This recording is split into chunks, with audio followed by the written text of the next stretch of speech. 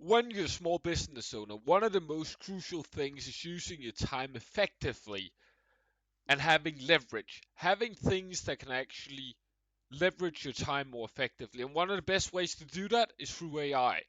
So, when we first started our business and AI started getting going, I was playing around with it, couldn't really figure it how to work it, which is why I'm making this video today.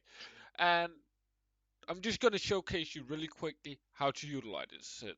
So let's use an example of you're in a clothes store and you want new solutions of how to ask people, do you need any help? Because you don't want to sound like everybody else in every other store. So we're back. I just wrote out the prompt and let's see what it comes back with. So the main thing that I do is I try to speak to it as a human. So let's see what is written out here.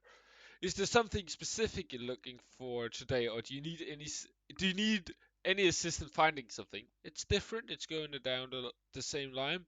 Welcome welcome to our store. Is there anything I can assist you with? So it's very much going down the lines of do you need help with anything? So let's try to see if we can actually get it to do it in a different way. Say something completely different. So back again, I just tried to rewrite the prompt. Let's see what it comes up with. And that's basically the one, like the main thing. Like you're not gonna find the perfect prompt, the perfect way to speak to AI by watching YouTube videos. You actually need to go into OpenAI, ChatGPT, whatever AI tool you're using. Actually, just try to put stuff in there, because see what's the occasion you're shopping for today. Like, see, that's very different compared to even what we had up here. And you can see here, I have a bunch of different things. This was something about cold reach out on a business, and sometimes the conversation goes into where it starts making code and stuff like that, because I asked it, can you write it so I can copy it into a Word document? So you learn stuff constantly by having these conversations with AI.